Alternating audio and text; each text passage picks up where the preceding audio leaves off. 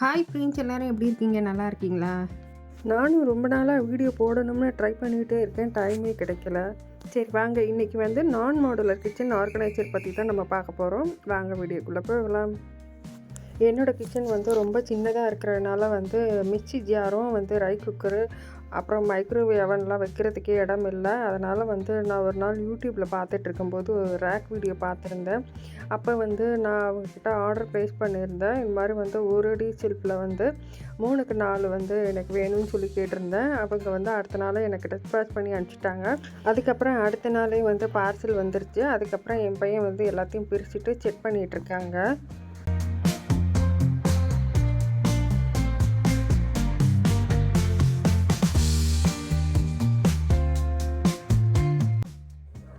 ஒரு வழியாக செக் பண்ணி முடிச்சாச்சு. இப்போ வந்து கிச்சனில் வந்து ஒன்று ஒன்றா வந்து நான் எப்படி டிஸ்ப்ளே பண்ணுறதுன்னு பார்க்கலாம். நான் வந்து இந்த ரேக் வந்து பிளாக் கலரில் தான் ஆர்டர் பண்ணியிருந்தேன். ஆனால் அவங்க தெரியாமல் மாற்றி ஒயிட் கலரில் அனுப்பிச்சிட்டாங்க. ஏன்னா பிளாக் கலர் இருந்தால் நமக்கு அழுக்கெல்லாம் சீக்கிரம் அவ்வளோ தெரியாது. ஒயிட் வந்து டக்குன்னு சீக்கிரம் அழுக்காயிடும். அதனால் வந்து பிளாக்கில் கேட்டிருந்தேன். அவங்க தப்பாக மாற்றி அனுப்பிச்சிட்டாங்க. திருப்பி வந்து ரிட்டர்ன் அனுப்ப சொன்னாங்க.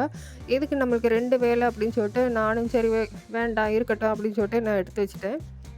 இப்போது ரேக்கில் பார்த்தீங்கன்னா, ஃபஸ்ட்டு ரேக்கில் வந்து பார்த்தீங்கன்னா மிக்ஸி ஜார் வந்து வச்சுருக்கேன். அதுக்கு அடியில் வந்து ஒரு பிளாஸ்டிக் ஷீட்டை விரிச்சிட்டு வச்சுருக்கேன். அதுக்கப்புறம் பக்கத்தில் வந்து ஆனியன் சாப்பர் ஒன்று வச்சுருக்கேன். அப்புறம் ரைஸ் குக்கர், அதுக்கு கீழே பார்த்தீங்கன்னா மைக்ரோவேவ் அவன் வச்சுருக்கேன். பக்கத்தில் வந்து பிளெண்டர் ஒரு மிக்ஸி வச்சுருக்கேன். அதுக்கப்புறம் காஃபி மேக்கர் மிக்ஸி இருந்துச்சு. அதுக்கப்புறம் பார்த்தீங்கன்னா கெட்டில் இருந்துச்சு. அதுக்கப்புறம் பார்த்தீங்கன்னா எல்லா பருப்பும் வந்து ஒரு டிஸ்பென்சரில் ஸ்டோர் பண்ணுற மாதிரி ஒரு ரொட்டேட்டிங் ஜார் சொல்லி எனக்கு கிஃப்டாக வாங்கி கொடுத்தாரு. அது வந்து பார்த்திங்கன்னா செல்ஃபில் வந்து நிறைய டப்பாலாம் வந்து ஸ்டோர் பண்ணுறப்போ இடத்த அடைக்கிற மாதிரி இருக்கும். இது வந்து ரொம்ப யூஸ்ஃபுல்லாக இருந்துச்சு. இது வந்து ஒரே இடத்துலையே வந்து எல்லா பருப்பும் வந்து ஸ்டோர் பண்ணுற மாதிரி ரொம்ப அழகாக இருந்துச்சு. நான் ட்ரை பண்ணி பார்த்தேன், ரொம்ப நல்லா இருந்துச்சு. இது வந்து அமேசான்லேயே வந்து 1500லேருந்து ஸ்டார்ட் ஆகுது. நீங்களும் வந்து இதை வாங்கி ட்ரை பண்ணி பாருங்கள், ரொம்ப நல்லா இருக்குது.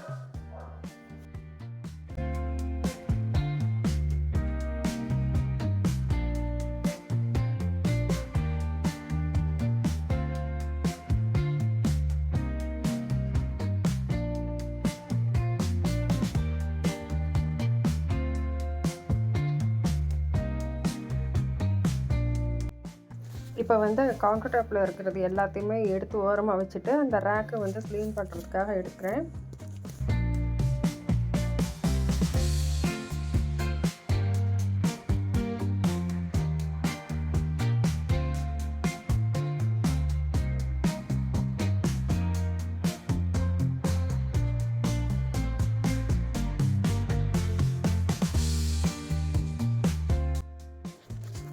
இப்போ வந்து ஃப்ரிட்ஜு பக்கத்துலேயே வந்து ஷெல்ஃப் கொடுத்துருக்காங்க. எனக்கு வந்து ஷெல்ஃபில் இருந்து டப்பா எடுக்கிறது கம்ஃபர்டபுளாக இல்லாதனால வந்து நான் இந்த ரேக்கில் வந்து முக்கியமான ஐட்டம்ஸை மட்டும் ஸ்டோர் பண்ணிடுவேன். இப்போ வந்து நான் எல்லாத்தையும் வந்து ரொட்டேட்டிங் ஜாரில் எல்லாத்தையும் கொட்டிட்டேன் இல்லையா, மீதி எல்லாத்தையும் வந்து வாஷ் பண்ணி எடுத்து வச்சுருக்கேன். போன வீடியோவிலே வந்து நான் என்னென்ன வந்து அடுக்கி வச்சுருக்கேன், எப்படி வைக்கிறேன்றதும் போன வீடியோவிலே சொல்லியிருக்கேன். இவ்வளோ தான் வந்து பாத்திரமே நான் மொத்தமாக எடுத்து வச்சுருப்பேன். கீழே பார்த்தீங்கன்னா 2 பாக்ஸ் மாதிரி கண்டெய்னர் இருக்கு இல்லையா, அதில் வந்து மளிகை சாமான் எல்லாமே உள்ள வச்சுருக்கேன். ஒரு மாதமாக ஊரில் இருந்ததுனால வந்து ஃப்ரிட்ஜில் இருந்த வெஜிடபிள் ட்ரேயெல்லாம் வந்து கழுவி எடுத்து வச்சுருக்கேன்.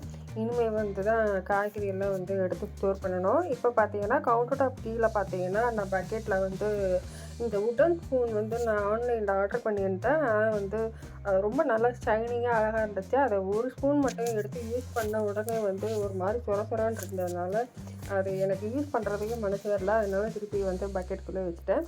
இந்த ட்ரேயில் வந்து அதாவது க்ரீன் கலர் பாஸ்கெட் வந்து நான் வந்து தேவையில்லாத பாட்டில்ஸ் எல்லாமே வந்து நான் அதில் போட்டுருவேன். போன வீடியோவிலே சொல்லியிருப்பேன். நான் பழைய வந்து பாட்டில்லாம் வந்து காலி டப்பா எல்லாத்தையுமே வந்து அதில் ஸ்டோர் பண்ணிகிட்டே வருவேன். அப்புறம் அடுத்த வாட்டி க்ளீன் பண்ணையில் வந்து அந்த பாட்டில்லாம் வேணுமா வேண்டாமான்னு பார்த்துட்டு டிசைட் பண்ணிட்டு எல்லாத்தையும் வந்து டிஸ்போஸ் பண்ணிவிடுவேன்.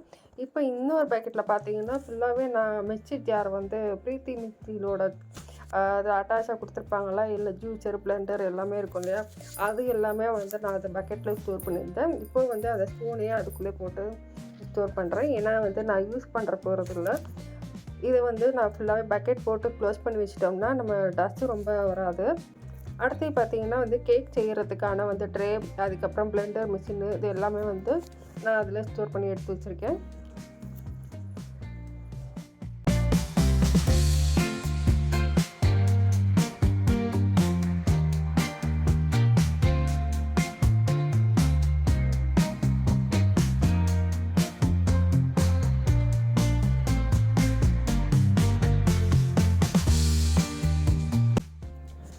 இப்போ நீங்கள் பார்த்துட்ருக்க இந்த 4 ட்ரா வந்து ஃபஸ்ட்டு ட்ராவில் பார்த்தீங்கன்னா எல்லா கரண்டியும் கத்தி எல்லாமே வந்து நான் அந்த ஃபஸ்ட்டு ட்ராவிலே போட்டுருவேன். எனக்கு எல்லாம் வைக்கிறதுக்கு இடம் இல்லை, தனித்தனியாக வைக்கவும் இடம் இல்லை.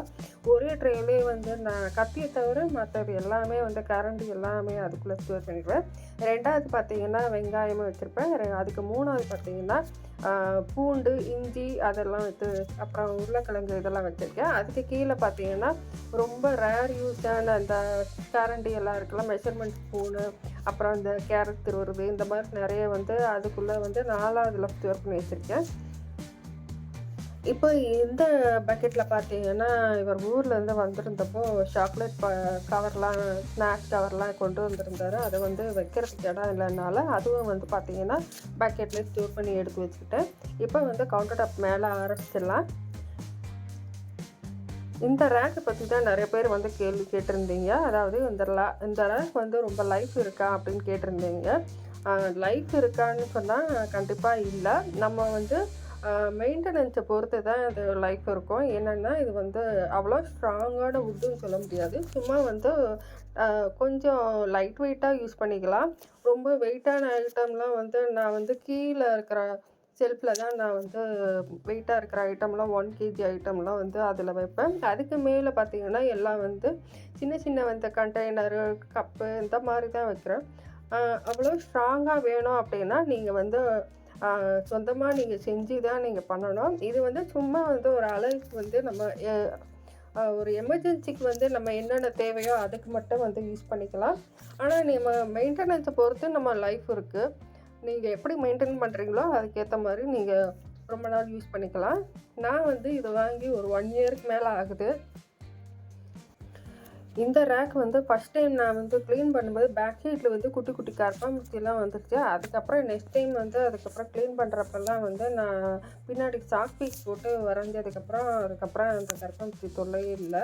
அது வந்து எப்போவுமே நம்ம க்ளீன் பண்ணி முடித்த உடனே வந்து எடுத்து வைக்கிறதுக்கு முன்னாடி சாக் பீஸில் வரைஞ்சிட்டு அதுக்கப்புறம் ஓரமாக வச்சுட்டு துணியை வச்சு தொடச்சிட்டோம்னா சேஃப்டியாக இருக்கும். அதுக்கப்புறம் இந்த வந்து ஆயில் ஸ்டாண்டில் வந்து கல்லுப்பு வந்து புளியும் எடுத்து வச்சுருக்கேன். அதுக்கப்புறம் வந்து ஆயில் கண்டெய்னர் வச்சுருக்கேன். கீழே பார்த்தீங்கன்னா எமர்ஜென்சி ஐட்டம் சொல்லணும்னு பார்த்தீங்கன்னா டீத்தூள், சர்க்கரை, அப்புறம் மசாலா பொடி, அப்புறம் உப்பு, அதுக்கப்புறம் காஞ்ச மிளகா. இது வந்து ரொம்ப அதிகமாக யூஸ் பண்ணுற பொருள் இதெல்லாம்.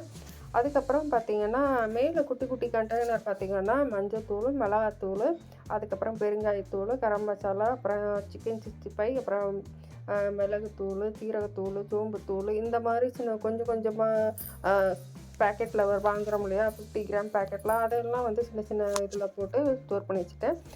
கப்பு எல்லாமே வந்து நான் அதில் 2வது ரேக்கில் வந்து எல்லாம் ஃபுல்லாக அடுக்கி வச்சுட்டேன். நான் வந்து சில்வர் ஸ்டீல் கப்பெல்லாம் யூஸ் பண்ணுறதில்ல. எல்லாமே வந்து செராமிக் கப்பு தான். அதே மாதிரி தண்ணி குடிக்கிற கப் கூட வந்து 2 கிளாஸ் மட்டும்தான். அவ்வளோதான். இது மட்டும்தான் எங்கள்கிட்ட இருக்கிறது. வைக்கிறதுக்கு இடம் இல்லாததுனால ரொம்ப வந்து வாங்கி போடுறதில்ல.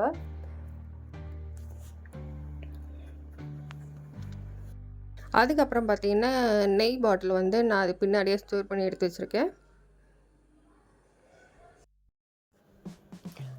அதுக்கு மேலே பார்த்தீங்கன்னா ஒரு பார்ட்டிஷன் பாக்ஸ் ஒன்று இருக்குது. 4 பார்ட்டிஷன் வைக்கிற மாதிரி ஒரு 2 பாக்ஸ் வந்து மேலே வச்சுருக்கேன். அதில் வந்து பார்த்தீங்கன்னா பிரியாணி மசாலா தேவையான ஐட்டம் தான். அதாவது பட்டை, கிராம்பு, சோம்பு, இதெல்லாமே வந்து ஒரு டப்பாவில் வச்சுருக்கேன். இன்னொன்று வந்து குழம்பு தாளிக்கிற மாதிரி வந்து கடுகு, வெந்தயம், மிளகு, சீரகம் இதை மட்டும் வந்து 4 பார்ட்டிஷன்லையும் கொட்டி எடுத்து வச்சுருக்கேன். இப்போ வந்து காலையில் நான் சமைச்சி முடித்த உடனே வந்து எல்லாத்தையும் அடுப்பு மேலே வச்சுட்டு நான் வந்து இப்போ எல்லாத்தையும் அதை வந்து ஒரு பாத்திரத்தில் ஸ்டோர் பண்ணிவிட்டு நான் அடுக்கி வச்சு போகிறேன்.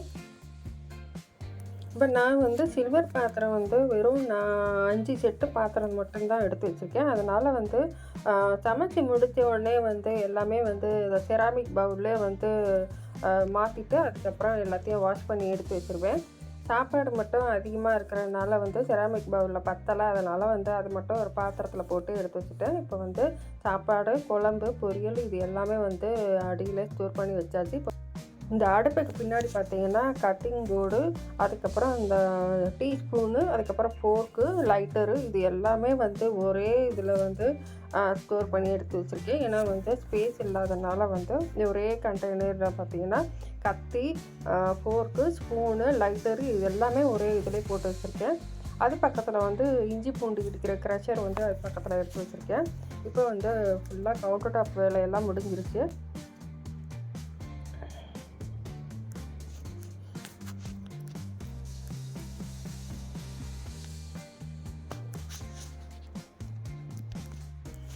கிச்சனில் வந்து எப்போவுமே வந்து மாப்பில் துடைக்கிறத விட கையில் துடைக்கும்போது ரொம்ப நீட்டாக இருக்கும். ஏன்னா வந்து அழுக்கு வந்து மூலையில் வந்து அழுக்கெல்லாம் வந்து சேர்ந்துருக்கும். அதனால் வந்து நம்ம கையில் ரப் பண்ணும்போது க்ளீன் ஆகும்.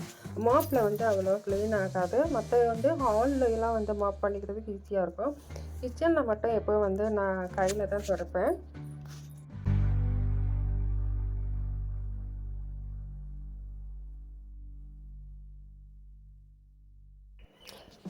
இப்போ வந்து இந்த ரேக் வந்து செக் பண்ணி 10 நாள் ஆச்சு. ஆனால் வந்து உடனே வந்து அழுக்காயிடுச்சு. நான் வந்து அப்பப்போ வந்து க்ளீன் பண்ணுற மாதிரி இருக்குது. ஏன்னா வந்து நம்ம ரேக் வந்து ஒயிட் கலரில் இருக்கிறதுனால வந்து சீக்கிரம் வந்து அழுக்காகுது. அதனால் வந்து அதையும் க்ளீன் பண்ணி எல்லாம் எடுத்து வச்சுட்றேன்.